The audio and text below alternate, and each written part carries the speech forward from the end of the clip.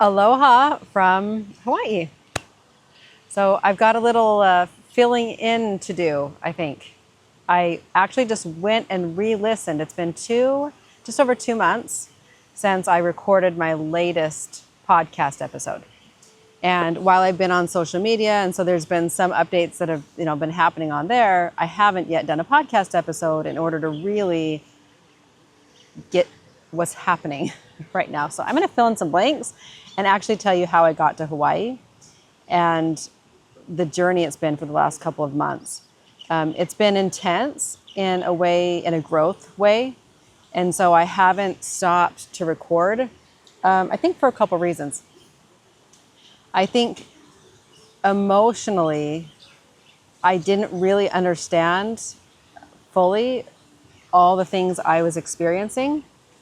And so I was almost waiting for myself to experience them to understand what was happening before I shared it. So I think that was a big piece of it. And now I'm able to actually share what was happening for me with this move. So I'm going to back us up here. When I decided to move, I had made the decision and I had known I was going to put my house up for sale. And then what happened next was I started to go into kind of some panic a little bit, some resistance and panic because I didn't know where I was going to move to. And I started looking around and I thought I would move to Boise, just maybe downtown Boise. I know I needed to be around people. I wanted to be around people, but I didn't quite yet know where that was going to be.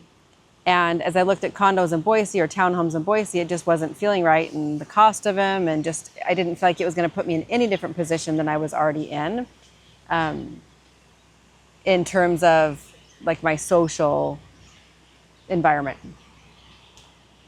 So I had a lot of resistance and frustration and was starting to get a little kind of discouraged and freaked out, honestly, best way to describe it. And then I went to the temple, which is where I go to really get in touch with my higher power, or what you would call God for some people. Some people call it higher power, whatever you call it. The temple is where I really feel closest to God and where I'm able to receive, more direction, specific direction for myself, and peace. Peace. So what was so interesting is I went to the temple, I went really frustrated. And when I came out, I had a very clear message that said to me, Lisa, you don't need to know where you're going. You've trained for this. You know how to do this. You don't need to know the plan. And of course, I'm paraphrasing, right? Or expanding. But it was very clear to me that I didn't need to know what the plan was, and that the path would really reveal itself as I just kept moving forward. And I just needed to have trust in that. Well, I just got done on my entire trust journey in Italy. So I'm like, okay, I know how to do this. I have trained for this. Okay, let's go. And then fast forward, when I dropped into Hawaii, it wasn't until about the week before we actually came to Hawaii for vacation. My older daughter and I, Nicole, we were coming for vacation, the two of us. And about a week beforehand, I realized that I was going to move to Hawaii. And there's a few reasons. I had compiled kind of a list in my head of like where I want to move and why. Not based on anybody else, not based on anything else, not based on my kids, not based on people that I, liked. It wasn't on any of those things weren't a factor. It really was, out of all the places I've traveled, all the characteristics of the places I've traveled to, what I liked about each of them, and compiled that to find a place that could meet all those requirements is really what it was. Well, I love hiking.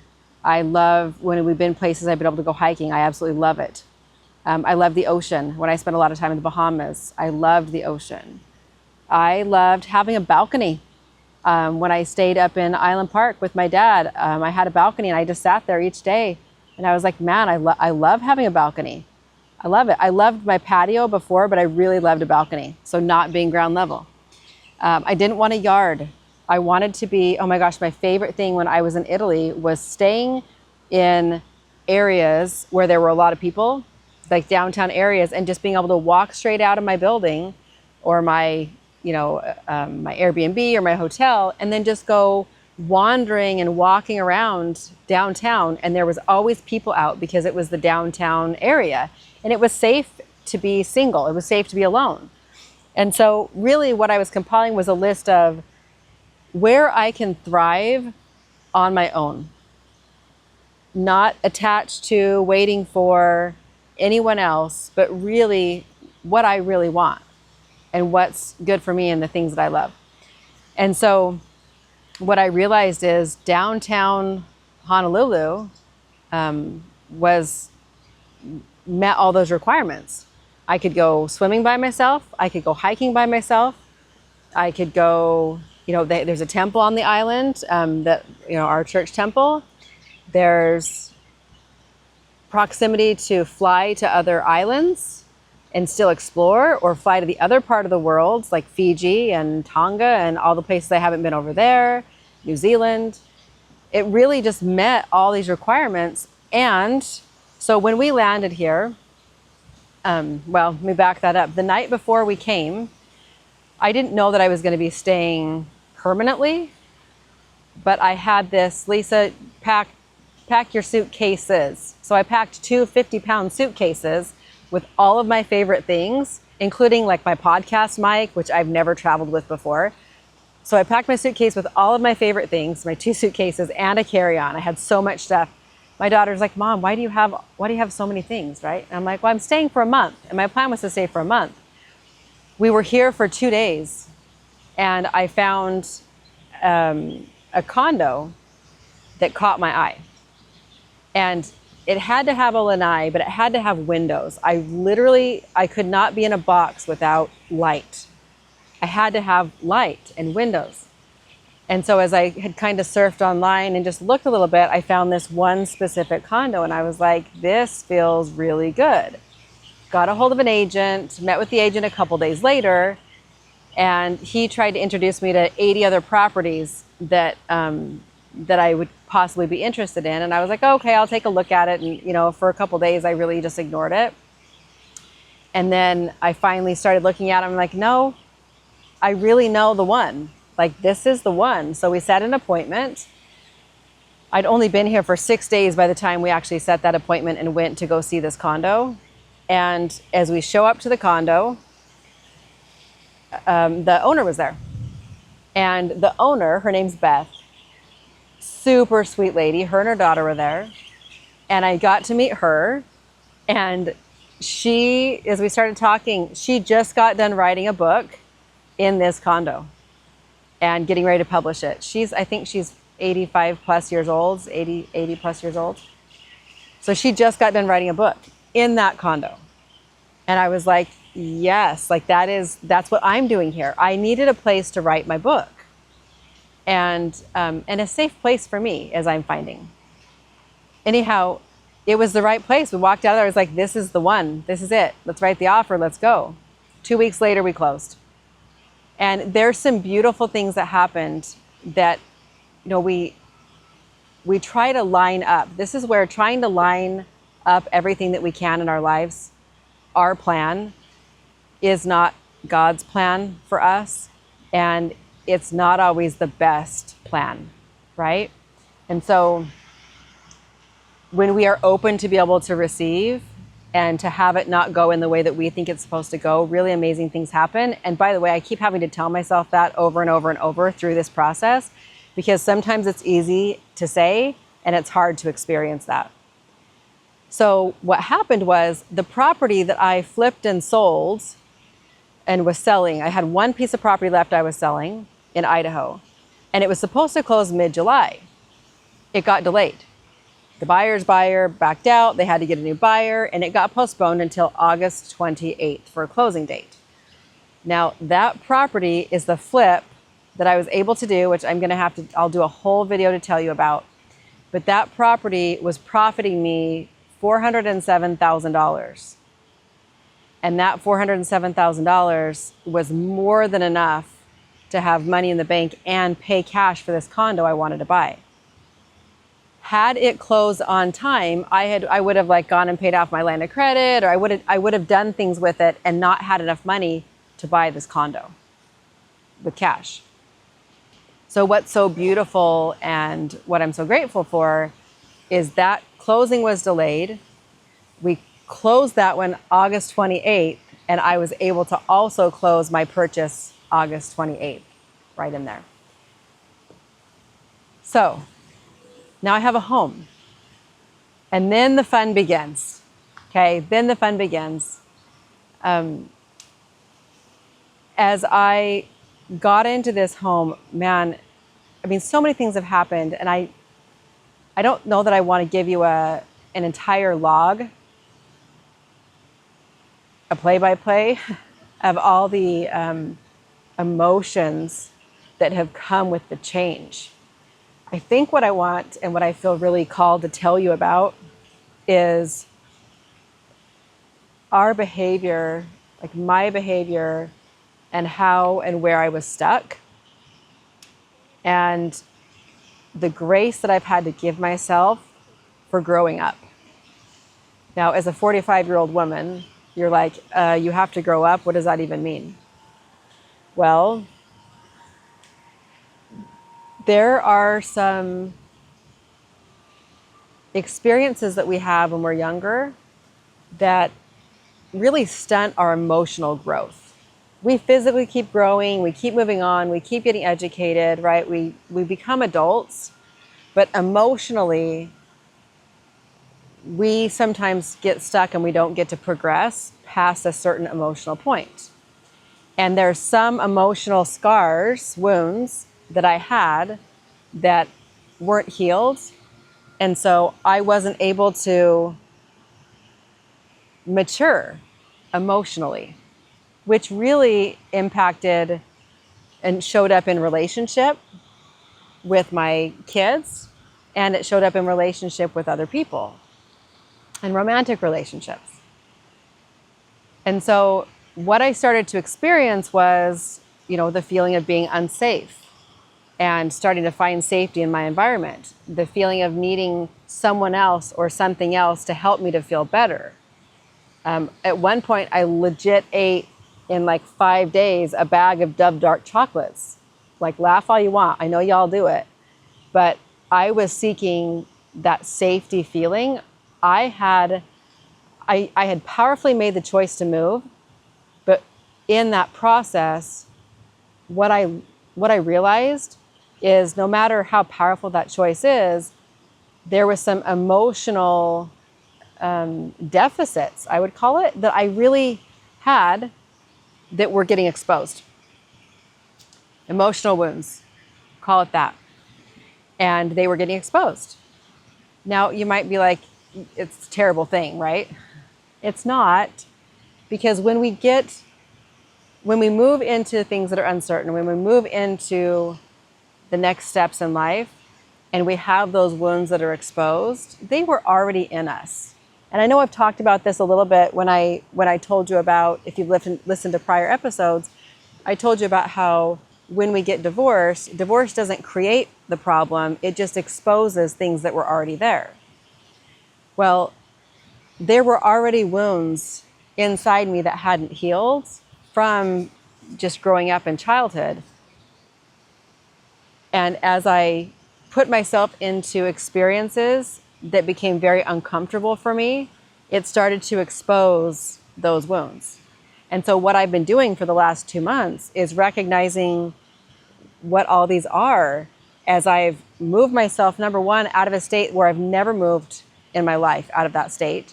So I know I've traveled, but moving is different than traveling. And then the second thing is moving all by myself.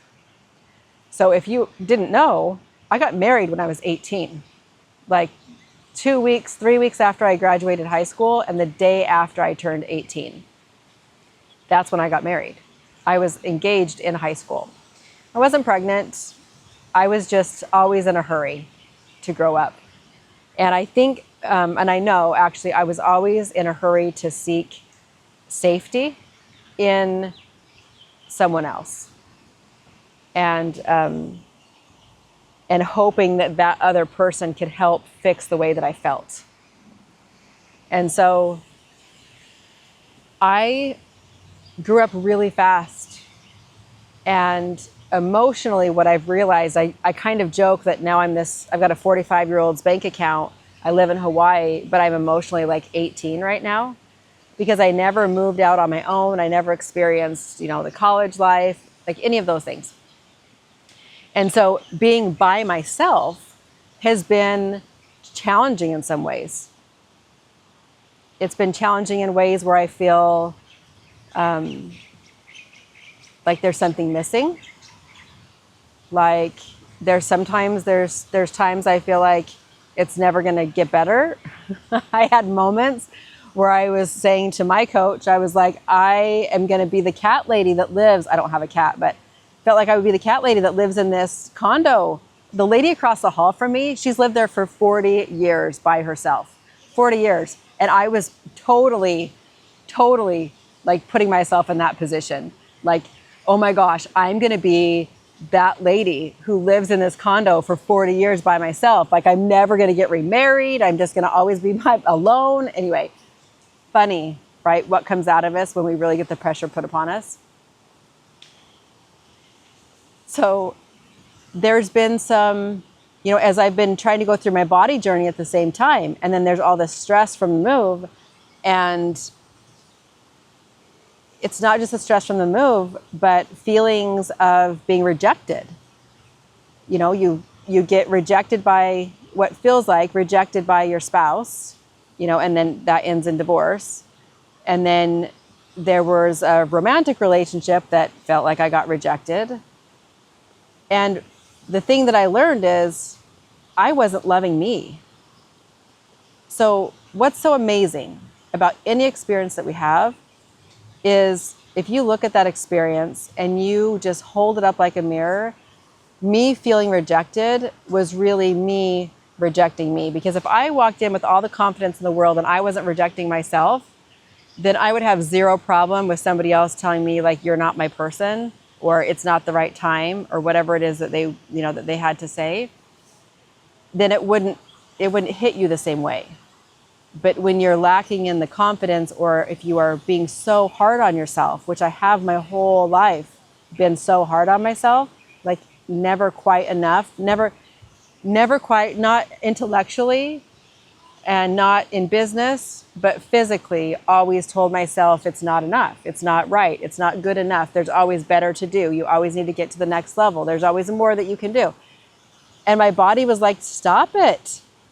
I don't love this. It was literally starting to get like cortisol levels were starting to go up again. I was starting to get inflammation again, which this was happening the year I got divorced as well for a couple years. So I was putting myself in a high stress position, which was not healthy for me and not healthy or kind to my body. I had to recognize I was rejecting myself. I was rejecting my body. That does not feel good to my body, right? So that's been a journey to move through that. I had to figure out how to cut a hole in the side of the freaking wall to put an air conditioning unit in. And anyway, that was a whole thing. I bought $1,000 worth of wrong air conditioners and ended up with a saw. And anyway, it was quite the adventure. But not having a network. I moved to a place with no network. So there's two people I know. One I'm not talking to anymore, and the other one is pretty busy. So other than that, I didn't know anybody on the island. So I just had to figure it out. And let me tell you, I am so grateful for my network that I built back in Idaho, all my contractors, and anyway, I don't have them here. So I've had to figure this, like all these things out by myself, which has been really good and growing for me. But there are some days, let me just tell you, I really understand why toddlers throw themselves on the floor and they kick and they scream and they get all mad, because they have all this emotion inside their body and they're so frustrated and they actually let it out. And there were days when I'm like, I wanted to throw some things in my kitchen, and I was frustrated. I was really frustrated. What it's really taught me is how much we actually repress. So I'm going to give you a visual. Dr. Gabor Mate explains this very well. He says, if you take a beach ball and you hold it, okay, big beach ball, you take this big beach ball and you're going to hold it under the water, it's going to be really hard to keep that thing under the water. It's going to take a lot of, like strength and reaction and maneuvering to really hold that ball under the water. It's a pain in the butt is what it is to hold a ball under the water. It's hard. And usually it like flips up and comes up behind you and goes flying into the air. Y'all have tried it when you've been swimming before. If not now, when you were a kid, you've done that. That's suppressing something. Okay, that's trying to hold it down. And it doesn't feel very good and it's very hard. And we tend to do that emotionally, is we tend to suppress something. So if you were to say to me, Lisa, how are you feeling? And I'm like, I'm feeling fine. I'm great, right? Everything's so good. But really underneath that is, no, it's really hard and there's some sadness.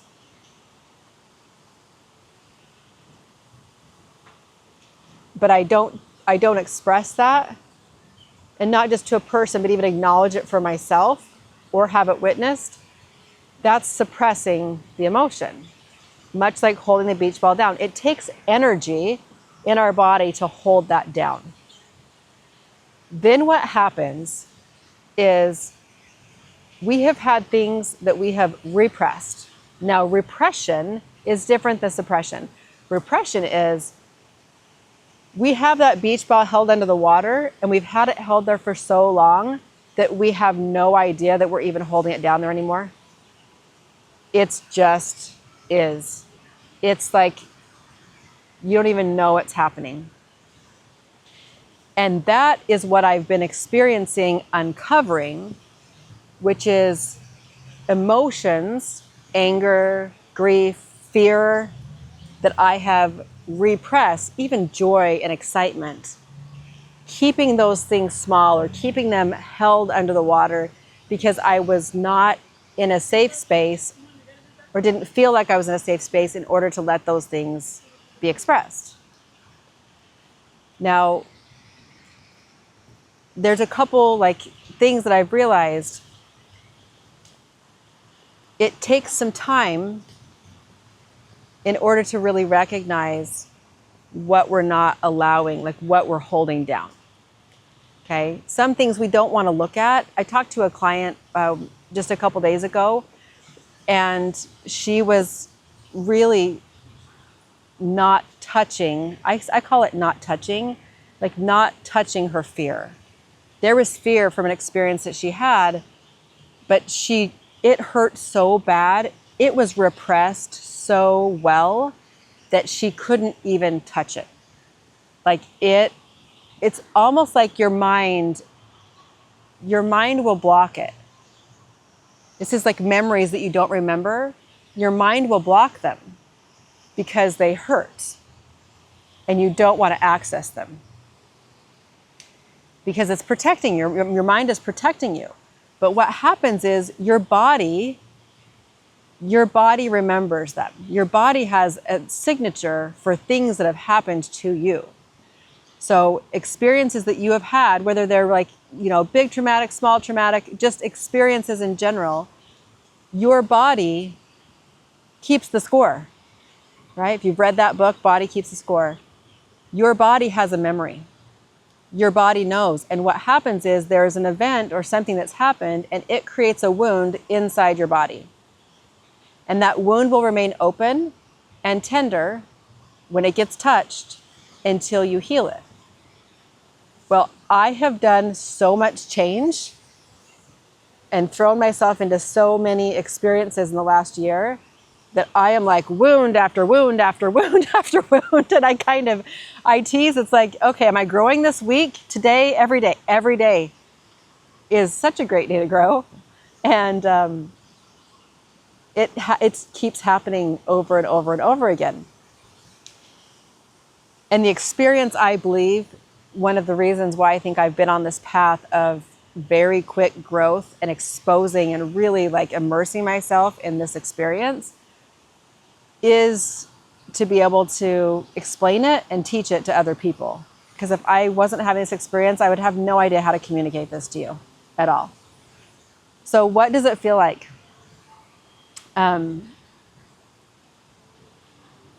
It feels like something you don't want to look at sometimes. It feels like something you want to run away from or ignore or just pretend like didn't happen or isn't there. I'm going to give you a visual. So outside my window, it's the most beautiful condo I could find. It's surrounded by windows. It's got this beautiful lanai. And when I look straight out my condo, out my lanai, or even out my bedroom window, I am looking directly at Waikiki Beach. And on Waikiki Beach, I realized this the other day. There's this walled up swimming area at Waikiki Beach, okay? And there's this beautiful rock wall that's put together with different large, like stones, rocks. They're really big. And it's created this wall. And there's this nice aqua-colored swimming area that's really safe to be in. And that aqua-covered swimming area, colored swimming area, this is where everybody hangs out. This is where they're living their best life with their floaties, right? They're just tossing the football, having a great time. This is where everybody's hanging out, is in the safe swimming area, okay? Which correlates with the safe areas we have in our lives that we stay in all the time because it feels really safe, really comfortable, really safe. That wall feels like it's meant to protect us from the big ocean. The big ocean is out there. It's got big waves, and those big waves feel really, really scary. And those big waves feel like, when I went out on them, I literally, on my paddleboard, I was out there, I got out past the wall, and I was like, oh my gosh, I'm gonna flip. Oh my gosh, like the wave's coming, it looks like it's giant. It's not really giant, but it really looks giant to me. And I thought, I'm gonna flip over. And then the wave comes and I just roll it on my paddleboard. And I was like, oh wait, that really wasn't that bad. Okay. And then another wave came and I was like, oh my gosh, this one's so much bigger. I'm gonna flip. Like I am gonna flip. And I'm out here by myself talking to myself. I'm gonna flip. And the wave comes and I ride the wave and it wasn't that bad. And as I got further out to sea, the waves got smaller and smaller and I hardly even felt them. So much that I got out there, I laid down on the paddleboard and I literally just about took a nap for like an hour and a half. I was listening to a training and I just laid there with my AirPods in, with my dry bag on my lap, and I rested. And I just let and they were just little waves at that point. The closer I got to shore, the closer I got to that wall, the bigger the waves felt, the bigger they got. Okay, that wall is meant to keep the people in the pool safe from the big waves. But that wall in our lives is every experience stacked up to create that wall. So we have this beautiful, and I'll throw a picture up if you're watching the video. I will throw a picture up. But if you look at this wall, it's got these big stones and they're just set right inside each other and it's created this huge barrier, this barricade. Those experiences are things that have happened to us that feel like if we change the way that we behave, it just won't hurt so bad. If I change who I am or I dim who I am, maybe it won't hurt so bad. If I have an experience and the experience starts to hurt, instead of feeling the hurt, instead of feeling the wave, what we do is we put up a barrier that says, I don't think I can handle that pain, or I'm not supposed to feel it because there's not a safe space to feel that pain. And if there's not been a safe environment to feel through what it is that you're experiencing, then you put up that rock that says, don't feel that, it's not safe to feel that. And then we build a wall. And we build that wall and we fortify that wall. And then we have more and more experiences that help reinforce the wall, right? It keeps showing me. So I'll use my body for an example. Since I was younger, since I was 5, I was overweight when I was 5. Now, just a minute. I always believed I was overweight, but really I was a 5-year-old who started to gain weight because you always do that, gain weight and then you grow taller. But because at 5, I was told I was fat, I started to believe I was fat. I fed into that. And then I started to change the way I behaved. I started to change the way I showed up. I changed who I was to my core because the world couldn't handle me. So let me change who I am for the world. And there was still some of that left in me, right? Still some of that wall. So then through my life, I keep finding more and more reasons that that's true. And as you find more and more reasons that that's true, you keep adding bricks to that wall. You keep adding boulders to that wall. And it becomes such a really, really, really, really reinforced wall. And I can feel sad about it. Something happens, you know, I feel rejected, whatever it might be, and I can feel sad. But I never actually get to the core wound that's hiding underneath what's happened for me. And that core wound, the reason I can't get to it is because I feel like I'm feeling it because I feel sad. I've spent my whole life, I feel like feeling sad or not loving my body. And this wall in the ocean, if you've ever been to the beach there, or any beach, you've got your safe pool, you have your wall that's put up that's blocking you from the big waves in the ocean. That ocean is our emotions. It's the ocean of emotion. And those waves, they get close to that wall, they hit the wall, and they spill over the wall. And they come into our beautiful pool.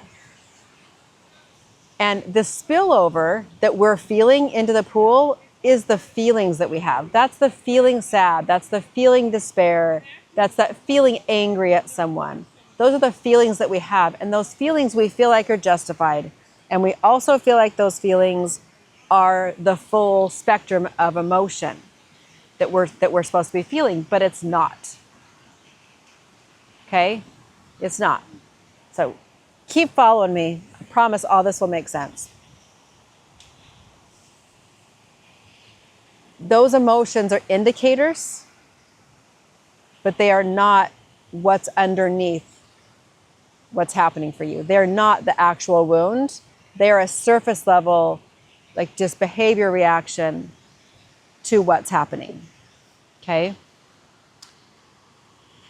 So next to the wall, there's like the wall, and it goes all the way across this whole swimming area, but there's one little space where there's not wall. And that space is the access point to get out into the ocean. And as I looked at that, I realized when we have experiences, which that's what I've been having a lot of, when we have an experience, that access point, that experience is an access point. That is an invitation for you to feel deeper or to heal what has not been healed in you. So my rejection, feeling rejected, was an access point. The rejection was the feeling. I felt rejected. However, that was an access point for me to realize I was really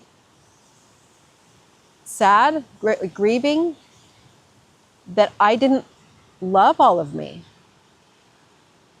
There was grief I was holding for myself because I wasn't loving all the pieces of me. I was rejecting me. That experience was showing me a place where I had not healed a wound yet, that I've been living with my whole life. So when we have experiences, we can either stay in the feelings, or we can take that experience as an invitation to heal and to grow through it. Because once we heal and we grow through it, then we don't experience it again. It doesn't come up the same way as it does when we very first experience it. And it doesn't keep coming up as the same rejection, rejection, rejection, rejection. Now it's oh no, okay, when I can turn and love me, show love to me, understand where that was coming from, and heal the wound that said, Lisa, you're not enough, that you're not good enough, and you're never going to be good enough. When I heal that in me, then the next time somebody wants to say, this doesn't work for me, I'll be yeah, peace out. It doesn't work for me either. Right? Without the feeling of there's something wrong with me. That access point, that invitation, is that pathway for you to get to the deeper emotion, to get into the full ocean of emotions. And the reason why we don't do that is because it feels like we are going to tip over on the paddleboard and we're going to drown. We do not feel like we can survive what's going to happen to us, so therefore we just stay stuck in being angry at somebody or somebody else's fault, or in the buffer of let's eat something, do something, get ourselves busy, right? Let's just avoid it or redirect ourselves because we don't want to feel what's there because it hurts. But what I want to share with you is you can take that trigger, that access point, and you can experience that emotion. You can realize what you haven't been experiencing, and you can experience it, and you are meant to. Your body is made to experience this. What it's not made to do is put up a wall and bury it all, right? Keep it all in. It's not. It will make you sick. It will make you unhappy. It will give you more wrinkles, right? It will make you have high stress. It will make you have anxiety. It's gonna create so many problems for you, and it will create those problems on a small little level, and then it will get louder and louder and louder until you listen to it. And then life feels like it just fell apart and blew up, or you feel like your health just all fell apart, and really you've had so much that you've held that you are making yourself sick. And there is physical evidence and research from some of the greatest trauma physicians in the world that is proving that we become sick when we repress what's not meant to be kept inside of us. That beach ball that we are holding there under the water, that takes so much energy. And when we get to release holding that ball down, it opens up a whole new world. And it really allows you to feel deeply. And here's the kicker. We're going to bring this sucker home. Are you ready for this? Okay. When your primary relationship is going to be with your pain or with your addiction or with whatever you want to be committed to that's going to keep you in that pattern, you don't get to fully live. And when you don't get to fully live and experience the full range of human emotion because it's too scary and you don't want to touch it and you don't want to try it, and so you want to just stay stuck because, Lisa, there's nothing wrong with being stuck. There is, because what happens is you are not allowing yourself to let the good in. That wall that feels like it's going to keep you safe, it also keeps people out. It's a barrier for intimacy. It's a barrier for intimacy in your relationship with a spouse. It's a barrier for intimacy with your friends. It's a barrier for you to be fully who you are, to really expand to all the possibility and your unique exponential potential. It will continue to be a barrier, and so you'll have all this goodness inside of you that you know wants to come out, and you're not allowing it.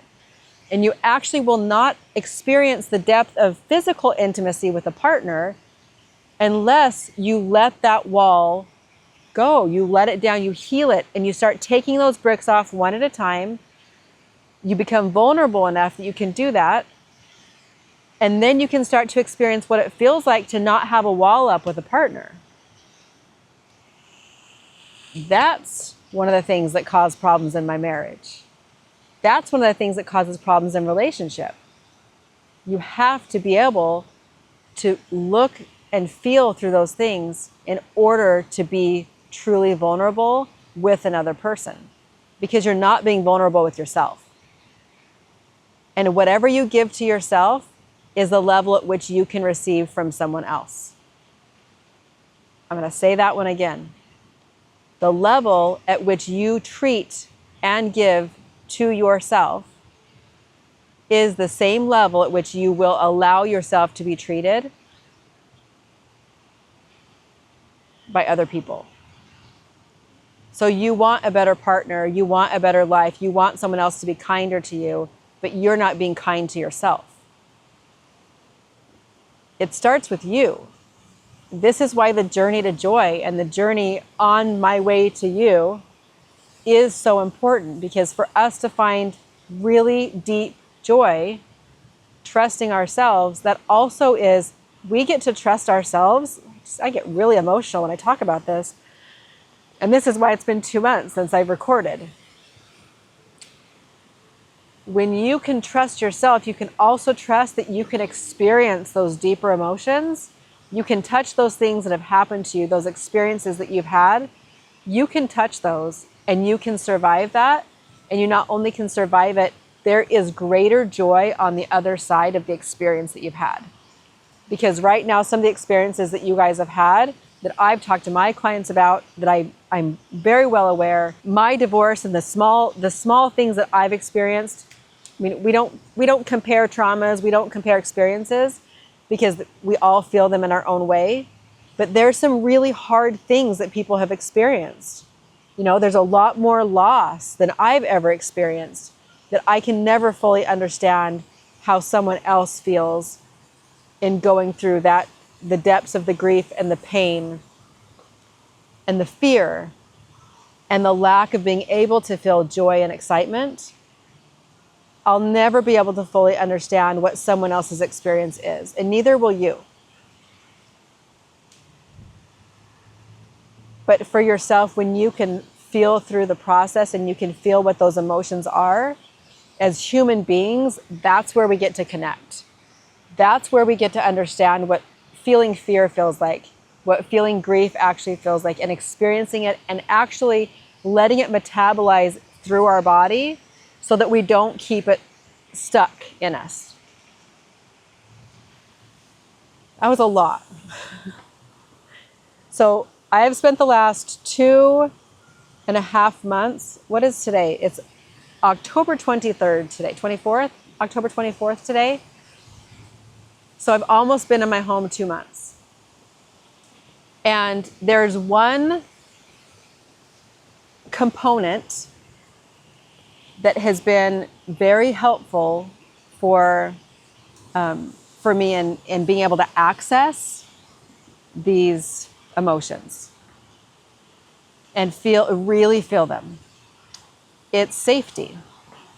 It's being able to find a safe place in order to experience those emotions, because my body physically, my nervous system physically, did not know what safety was, what that felt like, and being able to have that safe space and then be able to experience emotions from that place is really, really been amazing. You can find that in your partner. You can find that in a physical place. You can find that for me in the temple. That's where it's been for me when I was still in my environment that wasn't feeling safe for me. Whatever that is for you, that will be a really big help for you to be able to process, to be able to even access and touch the emotions that you've been repressing and the things that you've been suppressing. And the world needs you 100% as you are. Like, as you were born, you were 100% lovable. You were absolutely amazing. And at some point, you behaved in a way that somebody said was wrong, and then you started to change the way that you behaved. or you started to change the way or what you believed about yourself. And as you did that, you became this person that didn't show 100% of them, like of themselves. You became fractured. And every time we fracture ourselves, that creates a wound inside of us that's going to be exposed at some point. And more traumas and experiences that happen to us really exacerbate and really show where we're wounded. It's an invitation for you to look at it and to heal it, because you're not meant to live in unhappiness, and you're not meant to live in pain. And we're not meant to live in fear, and we're not meant to live in anger, and we're not meant to just live in our grief. We're going to feel all those things all the time because we're human beings, and that's part of our life's experience. But if you feel stuck, I would just ask you to look at, where are you holding down that beach ball? Where is it that you are not wanting to even access or look at, right? Where are you building walls so you can stay safe in the pool so that nothing can get to you? But remember, when nothing bad can get to you, nothing good can get to you either. Thanks for coming with me on my journey. There's always more to come. And as we keep moving forward, I am going to be talking to, and I've been meeting other people that are on their journey to joy. So I'm so excited to be able to share their stories with you and updates of my story. But to be able to share their stories with you, because we are all in this together, right? We're maybe like separately experiencing life, but we're really all in this together. We're doing this life thing, and we're doing it messy sometimes, and we're learning and we're growing, and it gets to be amazing and it gets to be joyful. Thanks for joining me today.